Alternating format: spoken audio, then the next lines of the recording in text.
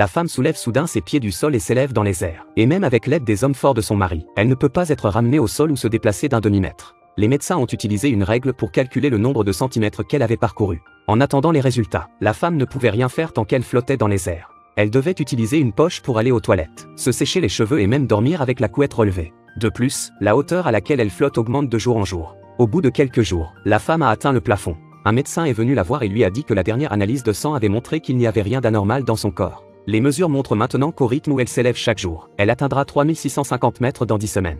D'ici là, elle aura non seulement besoin d'une bouteille d'oxygène, mais elle devra aussi trouver un moyen de se réchauffer et de se nourrir. Pour ne rien arranger, dans quelques mois, la femme se sera élevée à 100 km, jusqu'à ce qu'elle franchisse la ligne de Kármán et lévite dans l'espace extra-atmosphérique. Et il n'y a rien que l'on puisse faire pour l'arrêter, rien que l'on puisse faire. Les expressions de la famille se figent instantanément. La femme s'effondre, la fille a du mal à l'accepter et le mari est tellement en colère qu'il jure. We'll do our best to keep you comfortable.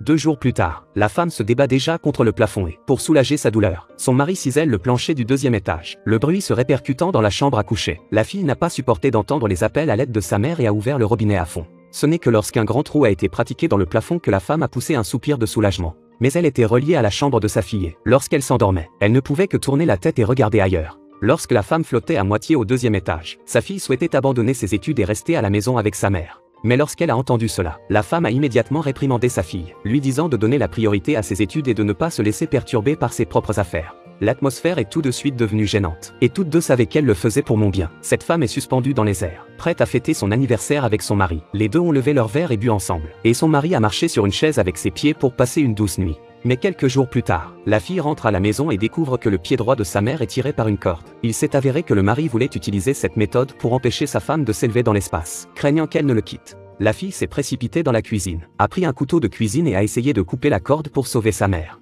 Elle savait que rien n'y ferait et que seule sa mère souffrirait à la fin. Au moment où le père et la fille se disputaient, le pied droit de la femme s'est déboîté avec un gémissement. Le mari panique instantanément et se rend compte de l'erreur qu'il a commise. La fille se précipite alors pour couper la corde et sauver sa mère. En écoutant les cris de douleur de la femme, le mari s'est assis par terre, s'en voulant pour tout cela. 2 semaines plus tard, la femme était montée sur le toit, et le père et la fille ne pouvaient que se tenir près de la grue et lui parler. Les 2 hommes lui avaient donné beaucoup de matériel, des bouteilles d'oxygène, des gilets pare-balles et de la nourriture, car ils savaient tous deux que cette rencontre serait la dernière fois qu'ils se verraient. Avant de se séparer, la mère et la fille se sont profondément embrassées, car elles n'auront plus jamais cette occasion. Le mari n'a pas parlé pendant un long moment, jusqu'à ce que le sol retourne au sol, et c'est à contre-séhur qu'il s'est précipité pour étreindre étroitement la femme.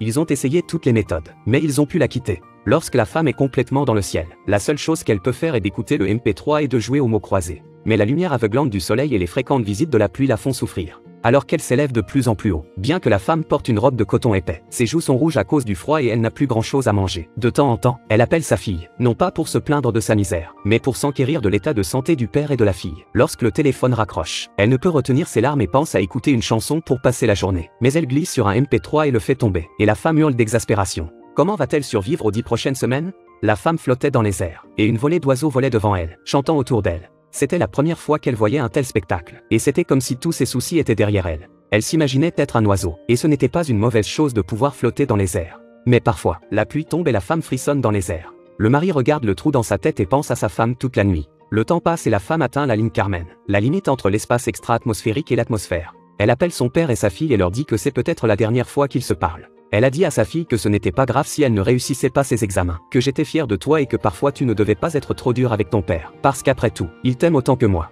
Puis la femme leur a dit de ne pas s'approcher du trou dans la tête et a jeté leur sac à l'intérieur de la maison. Ubi ne savait plus où donner de la tête, les larmes au coin des yeux, il ne pouvait qu'écouter la voix à l'autre bout du fil. À ce moment-là, la femme était déjà en train d'accélérer dans l'espace. Là-haut, elle regarde le lever du soleil et laisse ses derniers mots à sa famille. Le mari écoute le bruit du téléphone. Sa femme a perdu la voix. L'autre partie vient de franchir la ligne Kármán et a disparu à jamais dans l'espace. Le père et la fille ont su une fois pour toutes qu'elle ne reviendrait pas après tout.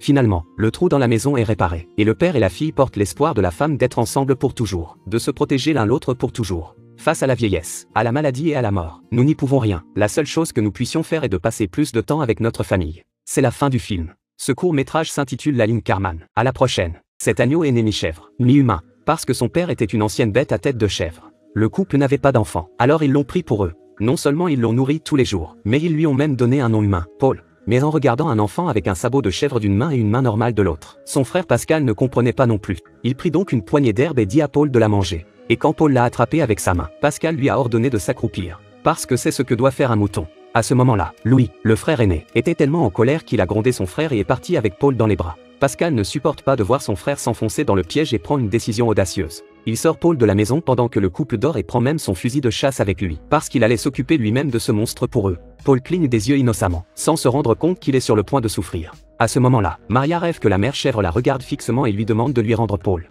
Maria se réveille en sursaut et se précipite à la recherche de Paul. Mais ce qu'elle ne sait pas, c'est que Pascal est endormi sur la chaise longue, Paul dans les bras. Dès lors, Pascal accepte son étrange petit-neveu et l'emmène partout avec lui. Mais le bonheur est de courte durée, car le monstre à tête de bouc réapparaît à la ferme, avant qu'il ne se rende compte du danger. Ce canapé n'est pas un canapé ordinaire.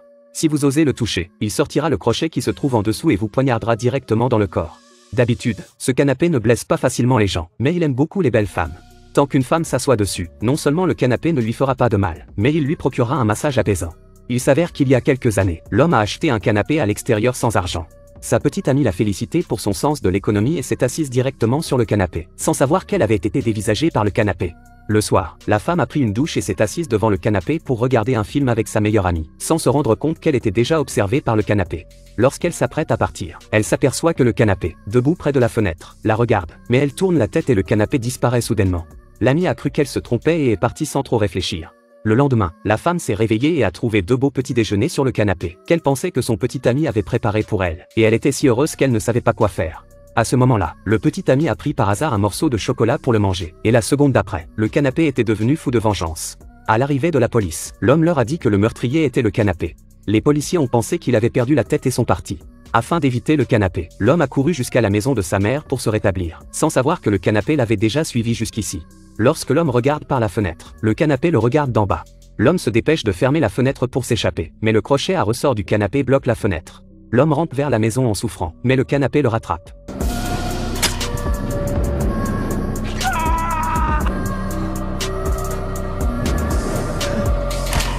Après avoir vu ce film, oserez-vous encore vous asseoir sur le canapé? Ce robot nettoie soigneusement le sol de la cuisine. Mais la nounou pense qu'il lui vole son travail. Elle a saisi le nettoyeur et l'a aspergé au visage. Mais ce qu'elle a fait a mis le robot en colère. Il a trouvé toutes sortes de nettoyants. Il les a ensuite mélangés pour créer une bouteille d'un liquide très caustique. Il a ensuite trouvé la nounou et lui a aspergé le bras. La nounou a crié de douleur. Avant que la nounou ne puisse réagir, il lui a de nouveau aspergé le visage. Il l'a ensuite poussé au sol et lui a versé toute la bouteille sur le visage. La nounou s'est roulée par terre de douleur. Mais le robot ne s'est pas arrêté là. Il a pris un fer à repasser de son côté et a envoyé la nounou directement en enfer. Le robot nettoya tous les coins avec une brosse à dents pour que son maître ne s'en aperçoive pas. Enfin, il a emballé la nounou et l'a jetée dans le lac pour détruire son corps. Lorsque la famille du propriétaire est revenue, le robot a sorti une lettre de démission disant que la nounou ne voulait plus travailler. Tout le monde l'a cru, car les robots ne mentent pas. Ce robot s'appelle Alpha. À l'origine, c'était un robot qui obéissait aux humains et servait son maître avec diligence tous les jours. Un jour, son maître lui a demandé d'ouvrir une bouteille à main nue. Mais Alpha a cassé toute la bouteille de bière. Le maître ne l'aimait pas. La nuit, il lui bande les yeux et l'enferme dans un entrepôt. Ce jour-là, le propriétaire lui demande de presser ses pieds. Mais les yeux d'Alpha sont attirés par la télévision. Les images sanglantes de la télévision ont fait évoluer la conscience d'Alpha. L'homme a emmené le robot au supermarché. Le voisin d'un accent grave côté était là. L'homme veut qu'Alpha ouvre une bouteille de vin. Mais Alpha a déjà des émotions. Il pense qu'il est insultant de se produire en public. Alpha écrase la bouteille. L'animateur estime qu'Alpha l'a humilié. Il a giflé Alpha. Mais le soir, alors qu'Alpha attendait que la famille s'endorme, il a ouvert le réfrigérateur et en a sorti la bière que l'hôte avait achetée dans la journée. Il a ensuite ouvert la bière à l'aide d'un décapsuleur et a versé les bouteilles les unes après les autres dans l'évier. À l'improviste, il a renversé une bouteille de bière. Le bruit de la bouteille qui se brise réveille l'homme. L'homme a pensé qu'il y avait un cambrioleur dans la maison. Il a pris son fusil et est descendu pour vérifier. Alpha était debout. Le coup de feu de l'homme est parti et l'a touché. Alpha a été touché et est tombé au sol, couvert d'étincelles. Alors que la famille se demandait quoi faire, Alpha s'est soudain levé et a couru dans la salle de bain. Il ne comprenait pas pourquoi son maître lui faisait cela. Il était tellement en colère qu'il a sorti tous ses fils. Le temps que l'homme ouvre la porte des toilettes, Alpha s'est effondré sur le sol. Tôt le lendemain matin, le fils de l'homme l'a réparé. Il a également formaté le disque dur d'Alpha. Mais ce qu'il ne savait pas, c'est que les souvenirs d'Alpha étaient stockés dans le nuage. Il a tout de suite pincé le visage de la maîtresse et lui a demandé d'aller se promener avec lui. La maîtresse a accepté. Puis elle est retournée dans sa chambre et a pris un pistolet pour se défendre. Arrivé à l'écurie, Alpha tente de nourrir les chevaux avec de la paille. La maîtresse a sorti son pistolet et lui a tiré dans le dos, pour régler l'affaire une fois pour toutes. La maîtresse l'a traîné jusqu'au bord du lac et l'a jeté dans l'eau. Mais c'est à cause de cet acte qu'elle a mis toute sa famille dans le pétrin. L'homme a acheté un robot intelligent. Lorsque l'homme démarre le robot, le premier ordre de la femme est de la masser. Mais pendant que le robot massait la femme, il s'avère qu'Alpha a téléchargé les souvenirs du nuage. Il a retrouvé ses souvenirs. En ce moment, il ne pense qu'à se venger. L'homme vient de le gronder. Alpha est arrivé derrière lui et lui a tiré une balle dans la tête avec une bouteille. Alpha est retourné à la maison de l'ancien propriétaire. Il a fait tomber l'homme par derrière. Il l'a ensuite mis sur les marches et l'a envoyé en enfer avec ses pieds. Lorsque la femme a vu Alpha revenir, elle s'est enfermée dans sa chambre. Alpha ouvre la porte avec un pied de biche. La femme se précipite dans la salle de bain, ouvre la pomme de douche et s'asperge d'eau. Parce que les robots ont peur de l'eau, Alpha entre dans la salle de bain et voit cela. Il saisit quelque chose et le lance sur la femme. La femme est projetée au sol. Alpha en profite pour sortir la femme de la salle de bain. Puis il l'a envoyée en enfer avec un pied de biche. Alpha a ensuite nettoyé la maison. Lorsque le fils de l'homme, Birdinam, est rentré à la maison, Alpha l'a poussé au sol. Puis il l'a étranglé avec un fil électrique. À la fin de la journée, la fille est rentrée à la maison. Alpha lui a raconté ce qu'il avait fait. La fille a eu tellement peur qu'elle s'est enfuie. Elle a sauté dans la piscine pour appeler la police. Alpha a tiré sur la fille. La fille a fait semblant de lui obéir. Mais l'Alpha l'a assommée. Lorsqu'elle s'est réveillée, elle a trouvé toute sa famille dans un sac en plastique. Les appels à l'aide de son frère ont été entendus au loin. L'Alpha est maintenant prêt à l'achever. La fille a versé de l'eau sur Alpha, ce qui a provoqué un dysfonctionnement de ses circuits. Elle utilise ensuite une scie pour couper les câbles sur le corps d'Alpha. Lorsqu'ils sortent enfin tous les deux de la maison, celle-ci est pleine d'Alpha. Les robots sont devenus conscients d'eux-mêmes. Ils ont commencé à éliminer les humains. Cette histoire nous montre que si la technologie progresse rapidement, nous devons aussi être conscients de ses conséquences. Si vous avez aimé ce film, n'hésitez pas à l'aimer et à le suivre. Merci d'avoir regardé ce film. À la prochaine fois. Une étrange ligne rouge apparaît soudain sur la route. La femme s'est empressée d'enlever ses lunettes de soleil et s'est approchée pour l'observer avec curiosité, pensant qu'il s'agissait d'une farce. Elle l'a enjambée sans hésiter. Mais l'instant d'après, le corps de la femme a eu l'impression d'être brûlé par le feu. Tout son corps était à l'agonie. Immédiatement après, elle s'est effondrée sur le sol, se couvrant le cou à l'agonie. Sa vision s'est brouillée. Cependant, alors qu'elle était sur le point d'être rôtie, elle a finalement rampé jusqu'à la ligne rouge avec beaucoup de difficultés. De façon inattendue, la douleur dans son corps a instantanément disparu. C'était comme si rien ne s'était passé auparavant. La femme a pissé dans son pantalon devant cette scène étrange. Mais le soir, lorsqu'elle est sortie pour jeter les ordures, cette terrible ligne rouge est réapparue devant ses yeux. La femme s'accroupit précipitamment et toucha une pierre. Puis elle essaya de la jeter. Mais rien ne s'est passé. À ce moment-là, un passant passe à côté d'elle, comme s'il ne voyait pas la ligne rouge sur le sol. Il l'a enjambée d'un pied. Cela a surpris la femme. Elle a alors eu le courage de tendre le doigt pour la tester. Le résultat fut comme si elle avait touché un fil à haute tension de 100 000 volts, qui lui brûla instantanément le doigt. La femme est effondrée. Elle a immédiatement appelé sa meilleure amie. Mais celle-ci a pensé qu'elle subissait trop de pression et qu'elle avait des problèmes mentaux. Cependant, les jours suivants, quelle que soit la direction dans laquelle la femme se rendait, elle voyait toujours cette étrange ligne rouge. Elle s'est donc promenée dans la ville et a marqué l'emplacement de la ligne rouge sur une carte. Au fil du temps, elle s'est aperçue que la ligne rouge avait formé un grand cercle et qu'elle rétrécissait rapidement. Lorsque ses amis ont vu que cette femme avait des problèmes mentaux, elles l'ont envoyée dans un hôpital psychiatrique. Sur le chemin de l'hôpital, la femme a de nouveau remarqué la ligne rouge. Elle a désespérément supplié le chauffeur de ne pas aller plus loin. Mais qui écouterait une malade mentale? Dès que la voiture a franchi la ligne rouge, la femme a été prise de convulsions. Sa température a grimpé à 80 degrés. Mais que se passe-t-il ici? La femme a remarqué une étrange ligne rouge dans la ville. Tant qu'elle l'a franchie, elle sent un feu brûlant sur son corps et sa température monte à 300 degrés. Et la ligne rouge a formé un cercle final. Sa meilleure amie l'a prise pour une folle et a décidé de l'envoyer dans un hôpital psychiatrique. Mais sur le chemin, de façon inattendue, cette horrible ligne rouge est réapparue. Vela les suppliait de ne pas franchir la ligne rouge, malgré les tentatives désespérées de Vela pour les arrêter. Personne ne s'est soucié de ce que disait une malade mentale. L'instant d'après, Vela est tombée en arrière, puis elle a continué à convulser. La main de l'infirmière a été brûlée par la chaleur de son corps. Le conducteur s'en est aperçu et s'est empressé d'enclencher la marche arrière. Dès que la voiture a franchi la ligne rouge, Vela s'est instantanément calmée et sa température corporelle est rapidement revenue à la normale. Malgré la forte réaction de Vela, le conducteur curieux a repris la route. Au moment où la voiture franchit la ligne rouge, la femme recommence à souffrir de façon inattendue. Le conducteur était perplexe. Il fit donc plusieurs allers-retours avec la voiture. Cela tuait Vela. Mais le conducteur a fini par comprendre ce qui se passait. Il s'est transformé en détective et a commencé à analyser la ligne rouge. Il en a déduit que la ligne rouge menait Vela à un endroit. Et cet endroit est le centre du cercle. Après s'être renseignés, ils ont découvert que cet endroit était l'appartement où Vela avait vécu avec sa meilleure amie pendant 2 ans et demi. Ils se rendent donc immédiatement à l'appartement. Mais dès qu'elles sont sorties de la voiture, une scène étrange s'est produite. Comme sous l'effet d'une force mystérieuse, Vela s'est mise à marcher lentement. Elle s'est finalement arrêtée au pied d'un immeuble et a regardé les escaliers d'un air absent. La femme lève les yeux avec une expression de stupeur et voit un visage fantomatique s'éloigner. Afin de comprendre ce qui s'est passé, il monte rapidement au 6e étage pour voir ce qui se passe. La pièce est remplie de livres. La table est poussiéreuse. Le docteur venait de trouver un journal et voulait savoir ce qui se passait. Lorsqu'une ombre noire apparut soudain derrière lui, il eut tellement peur qu'il mangea un chewing-gum. Après s'être calmé, il a appuyé sa main sur un certificat d'honneur. L'instant d'après, des souvenirs de femmes sont apparus dans son esprit. Il s'est avéré que Vela et sa meilleure amie Anna partageaient le même rêve, devenir un bon écrivain. Mais le style d'écriture de Vela était médiocre et elle ne parvenait pas à écrire un best-seller.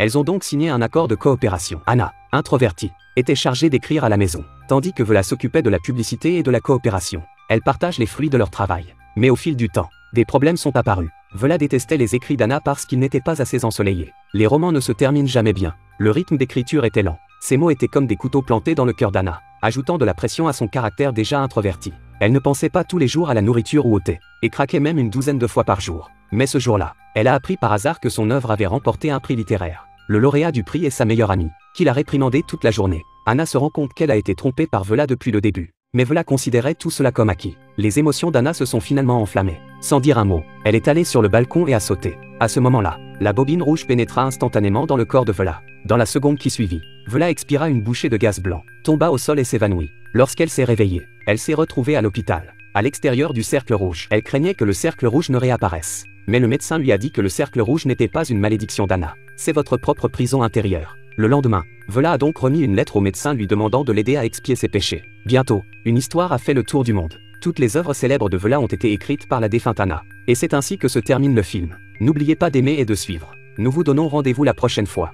L'homme conduit les yeux fermés. Il a demandé à sa petite amie de lui dicter la direction à suivre à côté de lui. Après avoir conduit pendant un certain temps, l'homme décide que ce n'est pas assez excitant et décide de rendre la conduite plus difficile. Il demande à sa petite amie d'inverser les instructions de conduite. Si c'est à gauche, dis à droite. Si c'est à droite, dites à gauche. Il est clair que ces deux-là sont en train de défier la mort. Au début, Anna trouve la manœuvre de Jake géniale. Mais au bout de quelques minutes, une grosse pelleteuse est soudain apparue devant eux. La vitesse de l'homme a déjà atteint 280 km/h.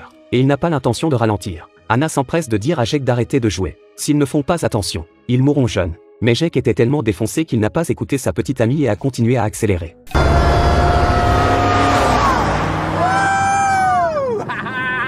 Heureusement, ils s'en sont sortis tous les deux. La voiture s'arrête dans une carrière de sable. Ils passent au défi suivant, qui consiste à défier la mort. Jake sort 2 pilules et les fait chauffer jusqu'à obtenir un liquide. Tout le monde peut voir que ce n'est pas une bonne chose. La fille veut refuser, mais elle a peur que Jake soit déçu. Alors elle accepte. Jake lui a également dit que c'était la dernière fois et qu'il n'y aurait pas de prochaine fois. Après l'avoir donné à sa copine, il en a fait lui-même. Jake avait raison. Il n'y aura pas de prochaine fois, parce que tous les deux sont allés directement à la morgue. La mère ne voulait pas que sa fille soit seule. Elle allait donc l'enterrer avec Jake. Mais le père d'Anna s'y opposait fermement. Il pensait que sans cet homme, Jake, sa fille ne serait pas morte, et qu'il était peut-être responsable de tout. Sa mère ne cessait de répéter « À quoi bon en parler maintenant qu'elle n'est plus là ?» Finalement, le père a dû céder. Ils les ont enterrés tous les deux dans la même tombe. Tard dans la nuit, il y a eu un fracas sur la tombe de la fille. Puis la tombe a été ouverte et la fille en est sortie en rampant.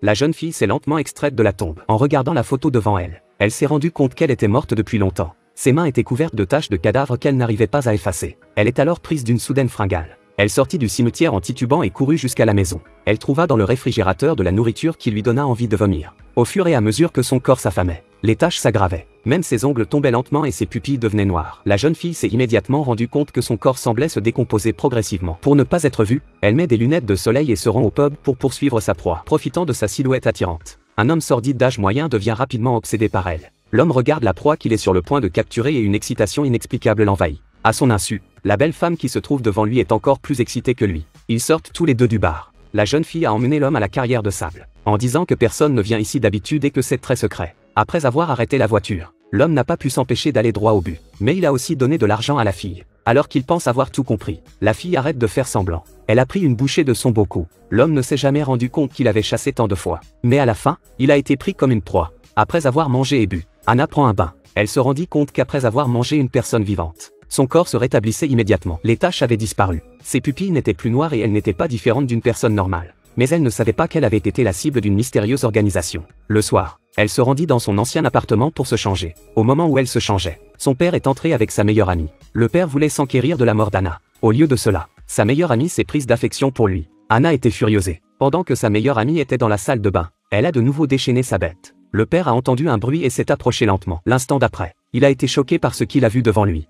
Le père est entré dans la chambre de sa fille et a été choqué par la scène qui s'est déroulée sous ses yeux. Sa fille était en train de sucer du sang humain. Il a voulu l'arrêter, mais un homme a poussé la porte et a tiré plusieurs fois sur sa fille. Le père a été abattu par l'homme qui se trouvait derrière lui alors qu'il tentait de l'arrêter. Alors qu'elle regardait son père mourir, la fille a renversé le tueur et a sauté par la fenêtre. Elle a sauté d'une hauteur de près de 100 mètres, mais n'a pas été blessée. Dès qu'elle s'est relevée, les poursuivants derrière elle ont continué à tirer. Heureusement, une moto s'est arrêtée devant elle. La jeune fille n'a pas eu le temps de réfléchir. Elle est montée sur la moto et s'est enfuie. La personne qui l'a sauvée s'appelait Sarah, un esprit mort depuis longtemps. Elle a dit à la jeune fille que ces gens s'appelaient les bons samaritains. Ils ont des antennes dans le monde entier, spécialisées dans leur chasse. Sarah a également révélé un secret à la jeune fille. Son petit ami Jake était un esprit lorsqu'ils sortaient ensemble. La jeune fille n'y a pas cru et s'est rendue au cimetière pour chercher Jake. Sarah lui a dit que si elle y allait, elle risquait d'être chassée par les bons samaritains. La jeune fille a sauté de la voiture. Sarah est immédiatement descendue de la voiture pour vérifier que la fille était bien partie. Lorsqu'elle arrive au cimetière, elle y trouve Mike, le meilleur ami de Jake. Mike convoite la jeune fille depuis longtemps. Lorsqu'il a appris l'identité de la jeune fille, non seulement il n'a pas eu peur, mais il a dansé avec elle. En sentant l'odeur de la nourriture, les instincts bestiaux de la jeune fille ont repris le dessus et elle a mordu le cou de Mike sur le champ. Puis elle est retournée au cimetière et a ouvert la tombe de Jake à coups de pied. Elle est vide. Il semble que ce que Sarah avait dit était vrai. Jake était déjà un fantôme. Avant qu'elle ne puisse réagir, un homme est soudain apparu derrière elle et l'a assommée. Quand elle s'est réveillée, la fille était enchaînée. Le patron du bon samaritain lui a dit « Jake a rejoint les bons samaritains ». Il a demandé à la jeune fille de les rejoindre aussi. Dès qu'il a dit cela, Jake est entré, afin de partir tant qu'elle le peut. Elle coopère avec Jake et se dirige vers sa chambre. Après une nuit de chaleur, la jeune fille est la première à se réveiller. Elle s'apprête à tuer Jake lorsqu'elle entend la voix de Sarah. Il s'avère que Sarah a également été capturée ici et qu'elle souffre d'une sévère correction. La fille a suivi la voie. Elle a donné un coup de tête au patron quand il ne regardait pas et a emmené Sarah avec elle. Mais c'est alors que les gardes arrivent en masse. La colère de la jeune fille atteint son paroxysme. Ses pupilles deviennent noires et elle entame une bataille sanglante avec les gardes. En peu de temps, des dizaines d'ennemis ont été mordus à mort par elle. La nourriture redonne progressivement des forces à Sarah.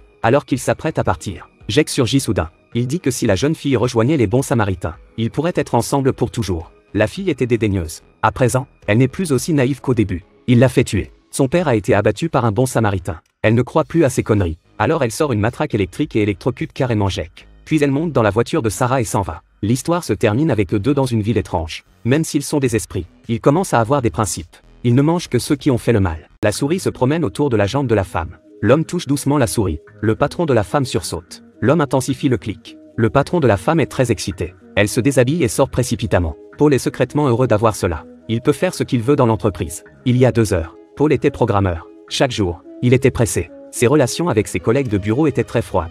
Il y a quelques jours, il a même été exclu pour cause de retard. Mais ce jour-là, il s'est soudain rendu compte que la souris a quitté l'ordinateur pour entrer dans la vie réelle. Paul est un peu perdu. En faisant glisser son doigt à gauche et à droite, la souris a continué à voyager entre l'écran et la réalité. Paul a regardé son côté, l'air penaud. Il a découvert un grand secret. Il va faire une expérience. Paul a continué à déplacer la souris et s'est finalement arrêté sur la tasse. Il appuie sur le bouton gauche. La tasse tombe sur le sol avec fracas. Paul se précipite pour nettoyer l'eau. Ses collègues le regardent comme un imbécile. Il s'étonne en rassemblant ses affaires. Cette souris peut vraiment affecter le monde réel. Il a donc pris une petite gorgée. Il eut une idée audacieuse. Il a déplacé la souris sur la feuille de congé à côté de lui. Il n'avait qu'une demi-heure de retard et il a été privé d'un demi-mois de salaire. Paul doit évidemment se venger. Il passe la souris sur la fiche de congé. C'est comme une révision de texte. Tout le paragraphe était encadré. Il a appuyé sur le bouton « Effacer ». Paul a réécrit la note. Cette fois, non seulement il n'y a pas de pénalité, et il a obtenu un mois de salaire supplémentaire. Il a appuyé sur le bouton de confirmation. Paul a tenu le papier et s'est esclaffé. Ses collègues le regardent à nouveau d'un air stupide. Paul s'est empressé de réprimer son sourire. Depuis que la souris peut contrôler le gobelet d'eau et peut modifier des documents, que se passe-t-il quand on utilise les gens comme cible? Paul s'est précipité hors du bureau avec son ordinateur. Il a accidentellement heurté un collègue qui passait par là. Il s'est assis sur le siège du couloir. À côté, il y avait son amour de longue date pour sa belle patronne. Paul a eu une impulsion. Sa belle patronne sera-t-elle affectée par cette souris? Les mains de l'homme se frottent d'avant en arrière sur le clavier. Et la patronne allait en réponse. Elle ne peut s'empêcher de se tortiller. Tout à l'heure, Paul a découvert le secret de la souris. Il peut la déplacer hors de l'écran. Non seulement cela, mais il peut l'utiliser pour renverser des gobelets en papier, pour changer le texte d'une feuille de papier. Et maintenant, Paul l'utilise pour salir sa patronne. Paul a appris le secret. Paul est ravi de retrouver son meilleur ami. Il est prêt à le partager avec lui. Ils sont allés tous les deux sur le toit. L'employé de banque qui discutait en bas ne s'est pas rendu compte que sa pancarte avait été enlevée, et qu'un nouveau nom avait été tapé dessus. Son ami a demandé à Paul de lui montrer ce qu'il pouvait faire. Paul a ouvert le logiciel. La voiture dans le cadre sélectionné est devenue de plus en plus grande et de plus en plus petite au fur et à mesure. Finalement, elle a été réduite à la taille d'une petite voiture. Le propriétaire s'est précipité vers le parking. Sa voiture a soudainement disparu. Il a regardé vers le bas et a ramassé la petite voiture avec ses mains. Elle ressemblait exactement à sa voiture de luxe. C'est un sacré truc. Paul encadre à nouveau un morceau du mur. Puis il le déplace lentement. Et il a réussi à couvrir parfaitement la fenêtre. Il s'amuse un peu. À ce moment-là, son ami n'a pas pu se calmer. Il a aboyé sur Paul à propos de ses plans diaboliques. Paul était clairement distrait par ce type. Il clique sur la boîte et y met son ami. Et dès qu'il clique sur supprimer, le résultat est évident. Cet homme sélectionne son ami bavard à l'aide de sa souris. L'instant d'après, l'ami disparaît. Il ne reste qu'un bras cassé en tombant dans l'escalier. Les gens d'en bas ont été terrifiés et ont découvert Paul en même temps. Ils ont crié que la police avait été appelée. Ils lui ont crié de descendre. Paul, dans un moment de désespoir, a sélectionné ces personnes et a cliqué sur supprimer. Et bien sûr, l'homme et la voiture ont disparu. Paul est choqué. Il était si nerveux qu'il ne pouvait plus respirer. Il ne savait pas quoi faire. Mais Paul n'est manifestement pas une personne normale. Il a décidé de garder le secret. Il a décidé de ne rien dire et de se tirer d'ici. Tant qu'il n'est pas suspecté, il est sûr qu'il pourra se faire un nom avec ce pouvoir. La route est vide. Paul regarde autour de lui, paniqué. Il a l'air d'un voleur. Une voiture arrive sur la route. Paul fait un signe de la main. C'est son sauveur. Il va tout arrêter. Paul se penche par la fenêtre et crie une adresse. C'est une urgence. Paul doit évacuer. Mais le chauffeur refuse. C'est trop loin pour y arriver. Le conducteur a ensuite ignoré les supplications de Paul et a choisi de s'éloigner. Heureusement, le chauffeur est rapide.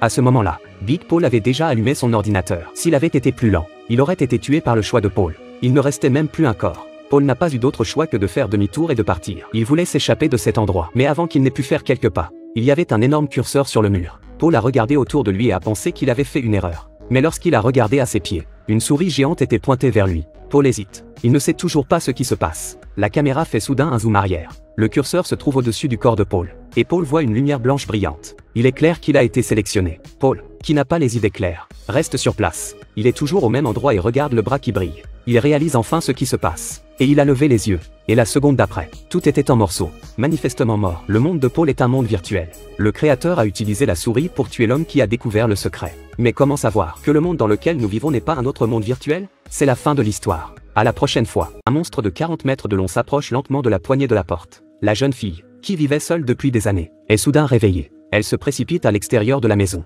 Elle s'aperçoit que la porte a été ouverte. Elle pensait avoir laissé la porte ouverte pendant la journée. L'instant d'après, elle fut presque effrayée par les mouvements dans la cuisine. Il était évident que le rythme de marche ne pouvait pas être celui d'un être humain. La jeune fille a paniqué. Elle a immédiatement couru dans sa chambre et s'est cachée sous le lit. Mais elle ne s'est pas rendue compte que le monstre avait suivi le son. Elle s'est empressée de se couvrir la bouche. Elle n'osait pas faire le moindre bruit. Le monstre fouilla le lit pendant une demi-journée. Mais en vain. L'instant d'après, il sauta sur le sol avec un bruit sourd. Je n'ai jamais vu de pieds aussi étranges. Et la façon dont il marchait était encore plus incroyable. Mais la jeune fille n'a pas eu l'occasion de voir tout cela. Soudain, la créature a poussé un cri encore plus étrange par la fenêtre. Puis la créature a grimpé sur le rebord de la fenêtre. L'instant d'après, elle s'est envolée et a quitté la pièce. Enfin, la jeune fille est sauvée. La jeune fille pousse un soupir de soulagement. Puis elle se leva et ferma la fenêtre. Puis elle est descendue en courant et a fermé la porte à clé. Juste au moment où elle pensait que tout était en sécurité. Mais l'instant d'après, elle s'est rendue compte que le monstre était toujours là. Elle s'est immédiatement rendue dans la cuisine. Elle a décroché son téléphone portable pour appeler la police. Cela l'a presque effrayée. Puis le réfrigérateur a semblé s'animer.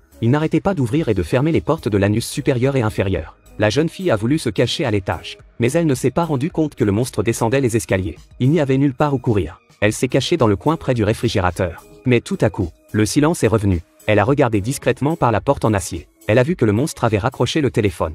Mais l'instant d'après, l'autre partie l'a trouvé caché derrière le réfrigérateur. Le bruit des pas du monstre se rapprochait de plus en plus. La jeune fille a enfin pu voir le monstre. Je n'avais pas réalisé qu'il avait une grosse tête et de grands yeux. On aurait dit un extraterrestre légendaire. Mais elle ne se souciait pas de savoir si c'était un fantôme ou non. Elle a poussé la porte en acier et a couru vers l'extérieur de la maison. Mais l'instant d'après, l'impact viol a mis une demi-journée à la jeune fille pour s'en remettre. Elle a immédiatement rampé vers la cuisine, le visage ensanglanté. C'est alors que l'extraterrestre s'est approché d'elle et a pris le contrôle de son corps en un instant. En un instant, la jeune fille s'est saisie d'un débris et a poignardé l'extraterrestre dans la tête. L'extraterrestre a ouvert la bouche, hébété, avant qu'il ne puisse émettre le moindre son. Il s'est écroulé sur le sol et est mort. La jeune fille a dormi toute la nuit, les yeux ouverts, lorsqu'elle vit l'environnement en désordre et l'extraterrestre froid. Elle fut convaincue qu'elle était convaincue que ce qui s'était passé la nuit dernière était réel. Elle a recouvert le corps de l'extraterrestre d'une couverture. Puis elle s'est souvenue d'appeler à nouveau la police. Mais sans surprise. Non seulement il n'y avait pas d'électricité dans la pièce, le téléphone ne fonctionnait plus. Même la voiture à l'extérieur de la maison ne démarrait pas. Elle en a donc profité pour rentrer chez elle et faire le ménage.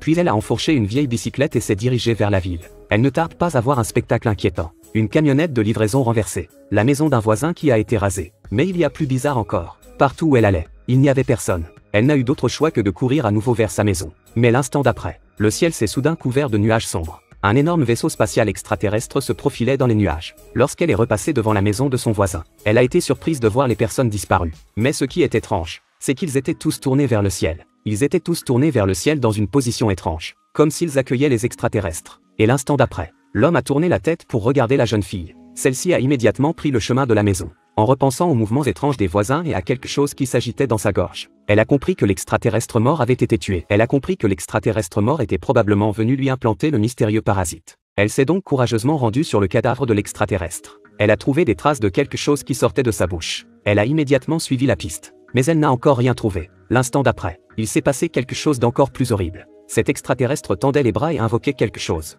L'autre extraterrestre a fait plusieurs gestes étranges vers le ciel. La seconde suivante, un énorme vaisseau circulaire, volant au-dessus de la fille. Mais elle est retenue par l'homme. Si elle ne se libère pas, 9 fois sur 10, elle mourrait sur place. Juste à temps, la fille a soudainement attrapé le bras de l'homme. Puis elle lui donne un nouveau coup de pied. Soudain, une colonne de lumière s'abat sur lui. L'homme gelé est immédiatement aspiré dans les airs. Mais le vaisseau extraterrestre s'est rendu compte qu'il s'était trompé d'homme. Il a rapidement rejeté l'homme au sol. La seconde suivante, il s'est dispersé avec colère. Les extraterrestres de l'autre côté du vaisseau avaient l'air confus. Je ne savais pas que cette femme était si difficile à attraper. Non seulement son subordonné a été tué par elle, mais le vaisseau de son supérieur s'est échappé. C'est intolérable. L'extraterrestre furieux se dirigea immédiatement vers la jeune fille. Celle-ci se précipita chez elle. Elle voulait trouver une arme pour se défendre. L'instant d'après, ce type est apparu du toit. Puis il a fait un bruit assourdissant dans le ciel. La jeune fille n'a eu d'autre choix que de courir vers la caravane. L'extraterrestre était à 4 pattes. Il a frappé le cul de la fille. Mais l'extraterrestre s'est accidentellement piégé lui-même.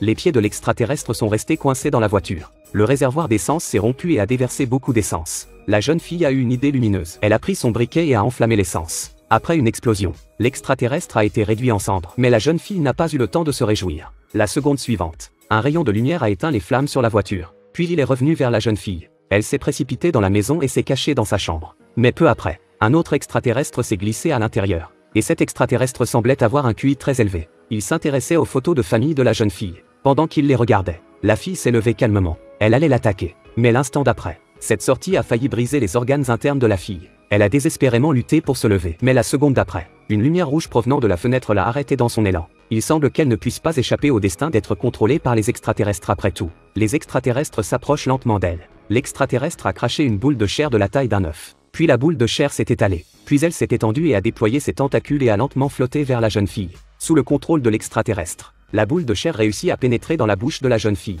L'instant d'après, la jeune fille se réveilla brusquement de son lit. Tout autour d'elle était redevenu normal. N'était-ce qu'un cauchemar? Elle sourit instantanément. Elle se précipita en bas et essaya à nouveau de comprendre le modèle de son jouet. Mais une silhouette est apparue et elle s'est à nouveau sentie perdue. Elle voulait être heureuse, mais elle ne pouvait pas l'être, car il s'agissait de sa sœur jumelle, morte il y a de nombreuses années. Elle a compris qu'elle était entrée dans un monde imaginaire créé par les extraterrestres. Alors, l'instant d'après, elle a décidé de mettre sa main dans sa bouche. Alors que la boule de chair était à nouveau extraite de son corps, l'environnement de la jeune fille s'estompa à nouveau. Puis elle a laissé tomber la boulette et s'est immédiatement enfuie dans la nature sauvage. Il s'agit du thriller à petit budget No One Will Save You, qui vient de sortir cette année. Le personnage principal féminin du film, bien qu'elle n'ait pas prononcé une seule phrase tout au long du film, mais grâce à ses superbes talents d'actrice, elle nous offre d'innombrables cris magnifiques. Et la fin est également très intrigante. À la prochaine fois, ce bel ORC se prépare à affronter son adversaire. Il enlève sa robe et dévoile ses longues pointes. Mais son adversaire, pour ne pas être en reste, révèle des muscles plus forts que ceux d'un bœuf. La victoire de Durotan est assurée. À ce moment-là, les yeux de l'ORC émirent une lumière verte et se dirigèrent directement vers Durotan, aspirant sa vie. En un rien de temps,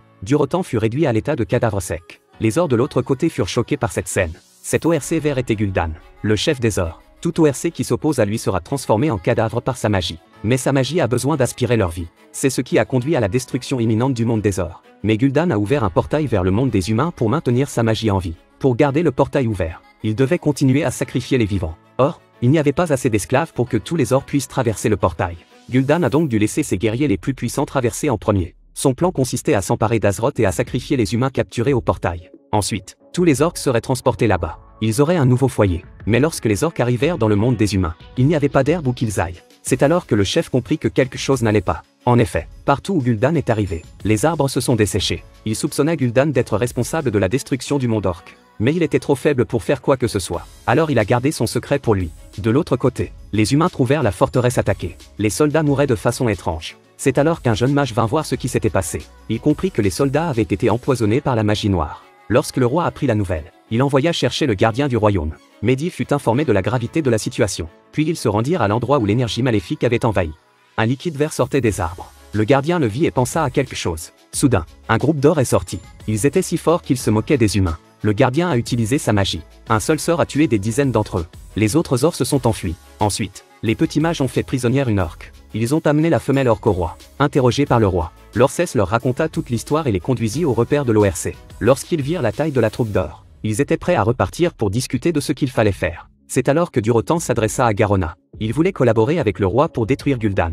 Lorsque le roi l'apprit, il amena ses hommes sur la terre promise. Mais alors qu'ils discutaient, une armée d'ors attaqua. Heureusement, Medivh apparut à temps et utilisa sa magie pour créer une barrière de foudre qui les repoussa. Mais le fils de Lothar était emprisonné de l'autre côté. Il a été sauvagement assassiné par la main gauche maléfique de la main noire. Lothar est dévasté. Il s'est juré de venger la mort de son fils. Le petit mage ramena le gardien affaibli à la source. Mais les yeux de Medivh brillaient d'une lueur verte. Terrifié par cette vision, le jeune mage se précipita à la recherche de l'ancien. D'autre part, le chef fit tuer le clan de Durotan par ses hommes pour le punir. Heureusement, le traître avait une conscience et laissa partir la femme et le fils du chef. Mais les poursuivants ne tardent pas à les rattraper. Elle met l'enfant à l'eau et le laisse flotter au gré du courant. Elle descendit avec eux. Lorsque le chef l'apprend, il défie Gul'dan de se battre. Il était sur le point de gagner, mais le sinistre Gul'dan utilisa sa magie noire pour aspirer la vie du chef. Les autres orques étaient trop effrayés par la magie de Gul'dan pour résister. Du côté des humains, le gardien se tourna vers Gul'dan. Il incita le roi à attaquer, mais Lothar s'y opposa. Il pensait qu'il s'agissait d'un désir de mort. Il n'y avait plus assez de troupes pour combattre les orques. Mais le roi choisit de faire confiance au gardien et mit Lothar dans sa cellule. Ce soldat gardait un prisonnier. L'instant d'après, c'est un mouton. C'est le petit mage qui est arrivé. Il a sauvé Lothar. Tous deux sont allés au château du gardien. Ils y ont trouvé le gardien qui aidait secrètement Gul'dan à ouvrir le sortilège. Le petit mage a assommé le gardien avec une pierre alors qu'il ne regardait pas. Le gardien ouvrit le portail une fois de plus avant de mourir. Il changea de lieu pour se rendre à Stormwind. Le roi s'empressa de faire entrer ses captifs dans le portail pendant qu'il attirait les orques. Mais avec la mort du gardien, le portail se referma. Et les orques sortirent à nouveau. L'armée humaine était sur le point de tomber. Le roi savait qu'il était condamné. Il a dit à Garona de le tuer, parce que c'était la seule façon pour elle de survivre. Lorsque le roi est tombé, Garona est devenue une héroïne pour les orques. Pendant ce temps, Lothar arriva à bord d'un hibou. Il était furieux de voir le roi assassiné. Mais la vue de la dague sur le corps du roi lui fit perdre toute confiance dans les orques. Incapable de s'opposer seul à une armée d'orques, il défie l'assassin de son fils. La main noire pensait qu'il demandait la mort. Mais l'instant d'après,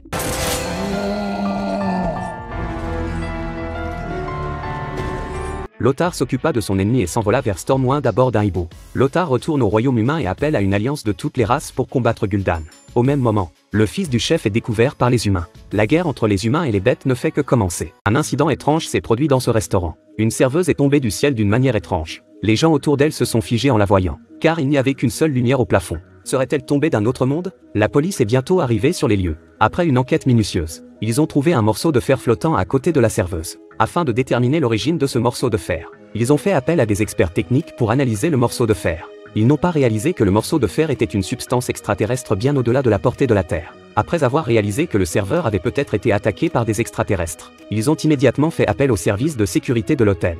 Ils ont immédiatement accédé aux caméras de sécurité de l'hôtel. La serveuse a trouvé un portefeuille dans le chariot. Ce morceau de fer est tombé du portefeuille. Elle a essayé de le ramasser, mais il est tombé à travers les étages jusqu'au restaurant du rez-de-chaussée. Il s'avère que le morceau de fer est tombé d'un vaisseau spatial extraterrestre et qu'il contient un pouvoir mystérieux. Tant que vous touchez le morceau de fer, vous pouvez vous déplacer instantanément vers d'autres endroits. Mais l'endroit où vous vous rendez ensuite dépend de la chance. Pendant que la police recherchait ces fragments extraterrestres, un autre cas étrange s'est produit dans le champ de maïs de la ville. Le corps d'une femme flottait dans l'air, sans subir les effets de la gravité. C'est comme si elle avait hérité de la propriété de lévitation des morceaux de fer. Brian, curieux, essaya de détacher le fil qui suspendait le cadavre. De façon inattendue, elle s'est envolée lentement avec la direction du vent et s'est dirigée vers une autre ferme. En arrivant ici, la police s'est figée sur place. Tous ces corps flottaient autour d'eux. Afin de découvrir ce qui s'est passé, la police a immédiatement demandé aux médecins légistes de procéder à l'autopsie des corps. À la surprise générale, bien que ces personnes n'aient pas de pouls, leur cerveau fonctionne encore silencieusement. De toute évidence, ces personnes ne sont pas vraiment mortes. Cette femme est manifestement morte, mais son corps flotte étrangement dans l'air. La police s'est précipitée pour enquêter sur la scène de crime. Ils ont trouvé un gros débris extraterrestre non loin de là. En y regardant de plus près, les débris à côté de l'épave flottaient dans l'air comme s'ils n'avaient pas de gravité. Pressentant que cette scène étrange pouvait être l'œuvre de ces débris extraterrestres, la police s'est empressée d'enquêter sur la femme. La police s'est empressée d'enquêter sur la vie de la femme et est rapidement arrivée à son domicile. Après avoir appris qu'elle avait une fille et un jeune fils, Brian s'est empressé de demander à son collègue de l'aider. Brian a demandé à son collègue de contacter sa fille, puis a demandé où se trouvait son frère. De manière inattendue, lorsque l'appel a été décroché, la sœur a déclaré que son frère était mort dans un accident de voiture il y a 7 mois. Cet incident a fait sentir à la policière Julia que quelque chose n'allait pas, et c'est d'un air perplexe qu'elle est retournée sur le lieu de l'épave extraterrestre pour vérifier une nouvelle fois. Lorsqu'elle a touché l'objet flottant avec sa main, la silhouette de sa mère est soudain apparue dans son esprit. Il ne fait aucun doute que ces épaves possédaient une conscience, et qu'elles pouvaient prendre n'importe quelle apparence de leurs proches, et profiter de l'occasion pour les attaquer. Elle a appris que la mère de la jeune fille semblait vraiment anormale ces derniers temps. Cela confirme également que les épaves ont la capacité de manipuler l'esprit humain. Cela signifie que dans le fantasme de la mère, son fils est toujours avec elle. Il s'agit d'une conspiration de l'épave extraterrestre. Afin d'éviter la tragédie, Brian a amené sa fille au laboratoire et lui a demandé de crier fort pour réveiller sa mère. Contrôlée par l'épave, de manière inattendue, après que la fille ait exprimé ses véritables sentiments à sa mère. Des larmes ont coulé des coins de ses yeux. Apparemment, la mère était encore consciente. Et la fille s'est empressée de lui dire de se réveiller. L'instant d'après, la mère a soudainement ouvert les yeux. Au même moment, tous les cadavres du laboratoire sont redevenus normaux. Apparemment, les vrais sentiments de la fille avaient brisé le contrôle de l'épave extraterrestre. Il pensait que l'incident était clos. Mais une scène étrange s'est déroulée dans une autre ville. Dans les rues désertes, tous les objets métalliques de la ville se rassemblent dans une même direction. C'est un spectacle étrange qui effraie vraiment les gens. Pour savoir ce qui se passe, 2 officiers de police sont venus dans la ville pour enquêter. Mais lorsqu'ils sont arrivés dans la ville, la bizarrerie ne s'est pas arrêtée. Ils ont marché longtemps sans trouver personne. Apparemment, la ville avait été évacuée pour être mise en sécurité. Alors qu'ils étaient perplexes, la silhouette d'un homme apparaît soudain dans leur champ de vision. Brian se précipite pour demander ce qui s'est passé dans la ville. L'homme dit qu'il ne sait pas et tente de partir. Paniqué, après avoir remarqué que quelque chose n'allait pas, Brian a demandé à ses collègues de le ramener au poste de police pour l'interroger. Ils ont ensuite continué à fouiller cette ville étrange. Ils n'ont pas tardé à découvrir une autre scène étrange. Un homme s'écrasait désespérément contre une vitre de voiture. En y regardant de plus près, cet homme ressemblait exactement à l'homme qu'il venait d'arrêter au poste de police. Brian s'est empressé de contacter ses collègues, mais ils lui ont dit qu'il ne s'était pas échappé. Ils sont maintenant en route pour le poste de police. À ce moment-là, le yacht de métal se remet à bouger tout seul. Lorsque les 2 policiers ne regardent pas, l'homme s'échappe précipitamment de leur champ de vision. Sentant que l'homme était suspect, Brian et sa collègue se sont précipités à sa recherche. Finalement, Brian a trouvé l'homme dans un entrepôt abandonné. Mais étrangement, sa collègue a également trouvé un homme exactement comme lui au même endroit. La police n'a eu d'autre choix que d'interroger chacun des 3 hommes. Mais dès le début de l'interrogatoire, 2 des hommes sont morts dans des circonstances mystérieuses, ne laissant qu'un seul mourant. Après avoir réalisé que ces hommes pourraient être des clones copiés par des extraterrestres, les 2 policiers ont enquêté et se sont précipités sur les lieux. Les 2 policiers enquêtent et se précipitent au domicile de Jacques pour vérifier la situation. Lorsqu'ils sont entrés, vêtus de combinaisons de protection, ils ont trouvé le lit de Jacques rempli de débris d'extraterrestres. Apparemment, ces restes avaient possédé le corps de Jacques et créé de nombreux clones à partir de lui. Ils n'avaient pas réalisé qu'après quelques recherches, des clones ressemblant à Jacques avaient été trouvés. Ils se sont rendus compte que ce n'était pas la bonne façon de procéder. Nous devons retrouver le corps de Jacques pour résoudre le problème.